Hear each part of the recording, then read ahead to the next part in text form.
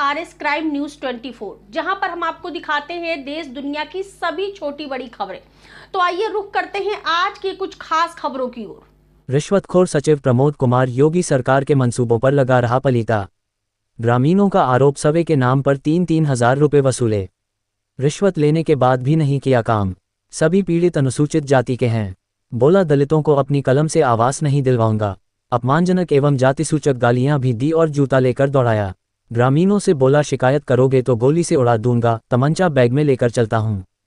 सूबे की योगी सरकार को दे रहा खुली चुनौती। बोला विधायक मंत्री सब मेरी जेब में। घटना से ग्रामीणों एवं प्रधानों में आक्रोश।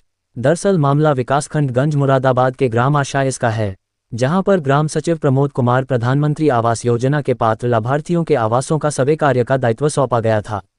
होली के पूर्व सचिव प्रमोद कुमार आशीष ग्राम पंचायत गए और वहां पर सचिव प्रमोद कुमार मुख्यमंत्री योगी आदित्यनाथ के आदेशों की धज्जियां उड़ाते हुए सभी आवास लाभार्थियों से 3-3 हजार रुपये मांग बैठे। और वहीं पर कुछ दलित अनुसूचित वर्ग के व्यक्ति थे जिन्होंने कहा साहब हमारा भी आवास कच्चा है और हमारे आवास का सर्वे कर लें और हमारे भी कच्चे आवास पात्र सूची में नाम दे दे। लेकिन रिश्वतखोर सचिव प्रमोद कुमार गरीब व्यक्तियों से पैसे तो ले लिया लेकिन उनका कार्य नहीं किया। जब गरीब आवास पत्र व्यक्तियों ने सचिव से कहा तो सचिव प्रमोद कुमार अभद्र भाषा का प्रयोग करते हुए भद्दी भद्दी माँ बहन पर गलियां देने लगा और जान से मारने की धमकी दी और कहने लगा कि पिस्टल हम हमेशा अपने बैग में रखते हैं। ग्राम सचिव पूरी तरह से गुंडागर्दी करने पर आमादा हो गया। दबंग रिश्वतखोर ग्राम सचिव प्रमोद कुमार मुख्यमंत्री के आदेशों की खुलेआम धज्जियां उड़ता हुआ नजर आ रहा है। ऐसे रिश्वतखोर दबंग ग्राम सचिव पर हमारे जिले के आला अधिकारी उत्तर प्रदेश सरकार क्या उचित कार्रवाई करती है। हम लाल नाम हमारा रहते हैं जुड़ई खेड़ा कांच में, और साहब हमने आवास के लिए आवेदन किया और फिर वो मंत्री जी बोले कि 3,000 रुपया हमको दो तो आवास हम तुम्हारा कर दें। तो साहब होली के पहले हमने कहीं से व्यवस्था करके दिया और फिर उन्होंने हमारा आवास भी नहीं किया।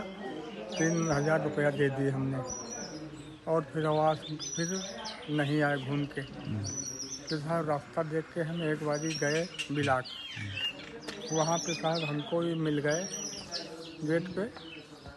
तो देखा हमको तो हमको खरपट्टा उसने कि यहाँ पे क्या करने आए साले यहाँ। तो हमने कहा कि आवास के पैसे भी दिए और हमारा काम नहीं तुमने किया, तब इसीलिए हम आए हैं यहाँ।